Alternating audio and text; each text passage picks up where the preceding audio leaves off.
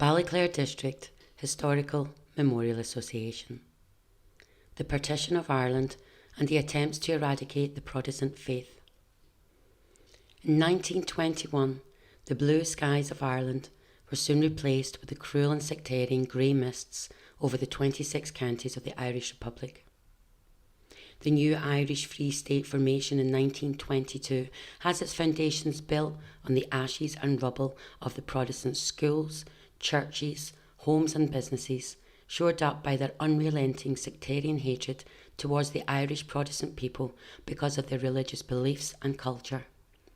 100 years of religious intolerance directed against our places of worship and the systematic erosion of our Protestant history within the education system is evident.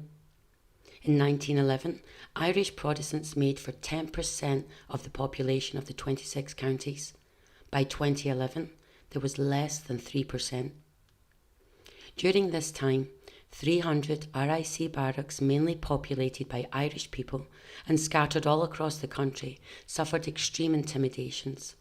Sinn Féin members would visit the homes of RIC men and menacingly threaten their families that they must leave the country or face the consequences.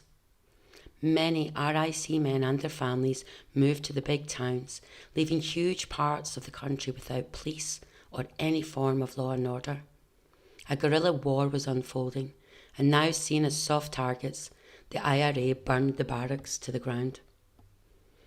There were 2,000 big houses in the 26 counties of Ireland during this period, and some 500 of those were looted, vandalised beyond repair, burned to the ground, or abandoned due to the fear of the constant sectarian attacks by Sinn Féin IRA. Throughout Cork alone, 50 big houses and suburban villas were burned down. 40 of those 50 homes were burned throughout Cork between April 1921 and the truce on the 11th of July 1921.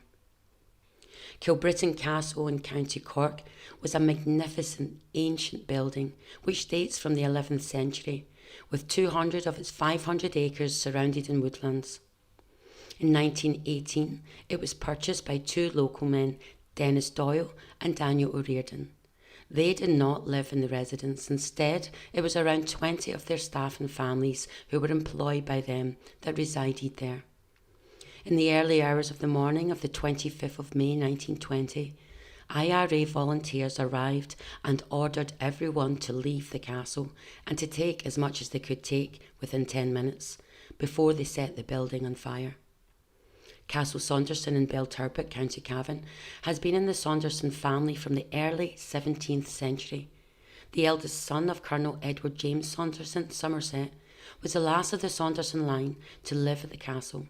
Due to IRA threats and intimidations, Somerset had to flee his home in 1920, dying in England in 1927. Castle Saunderson has been declared one of Ireland's most at-risk historical buildings. It was acquired by a forestry company owned by the Irish state, and it seems they have no desires to refurbish such a castle with its history and heritage enriched with such a prominent unionist family as the Saundersons. Instead, they are letting it crumble to the ground. Maybe it is the hope that the history will be forgotten, disappearing in the castle ruins. Colonel Edward Saunderson's beloved church was also on the grounds of the castle and has also suffered much damage due to vandalism. Most horrifically, in 2009, the Saunderson family crypt was desecrated.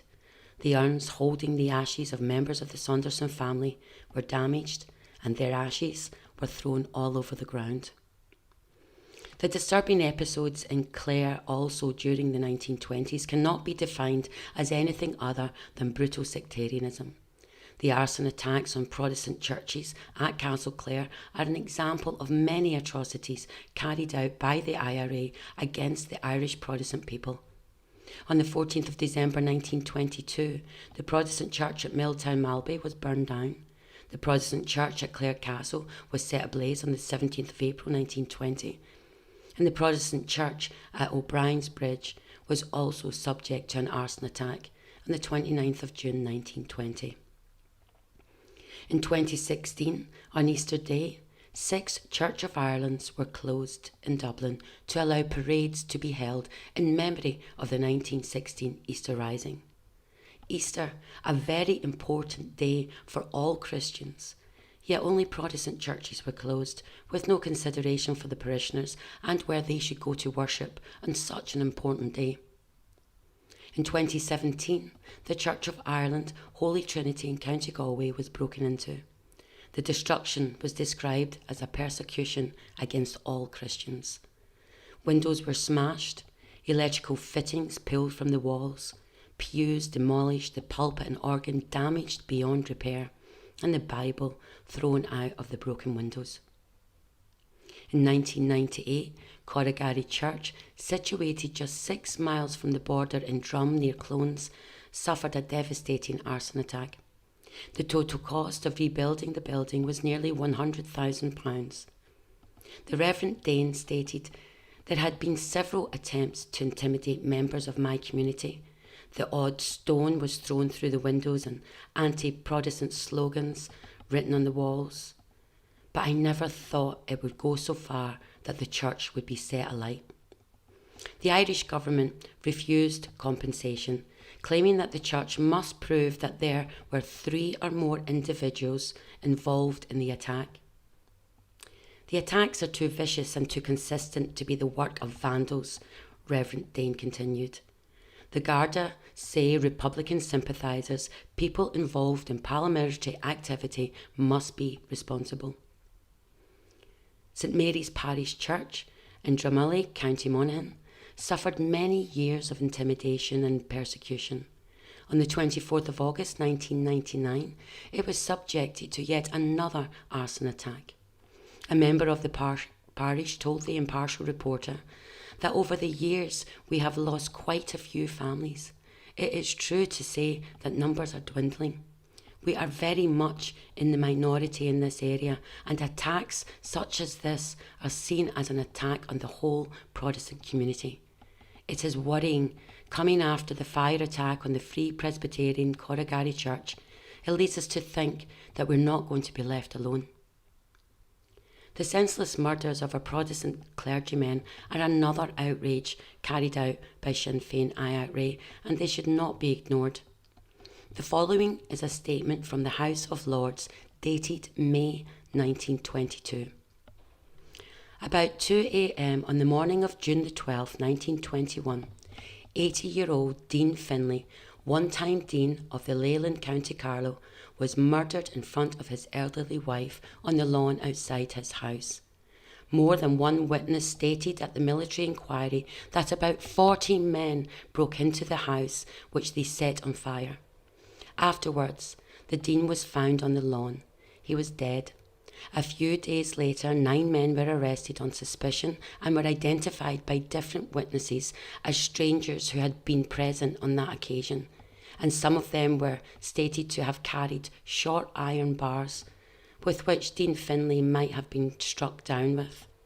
No witnesses came forward who was able to say that they saw the blow delivered. These 9 men were in custody awaiting trial at the time of the general amnesty which followed the signing of the treaty. They were never brought to trial and were released from custody in pursuance of the amnesty extended to persons convicted of or suspected of having committed offences from political Ireland. No person has since been brought to justice by the Irish Provisional Government for the murder. What could be the motive for killing an 80-year-old retired Protestant clergyman other than the fact he was a Protestant? After partition, the full sectarian wrath of the majority of the Catholic population was unleashed against their fellow Irish Protestant countryfolk. These murderous actions were fully supported by the Roman Catholic Church as their main cheerleaders, alongside Sinn Féin and their murderous ways, which led to up to 40,000 Protestant families being forced to flee their homes, and at the same time many hundreds were murdered. To suggest that the Irish Protestants did not suffer sectarianism in the 26 counties would be very ignorant and naive. Sadly, all the major political parties in the south of Ireland, along with the Catholic Church, remain silent on their shameful and murderous past?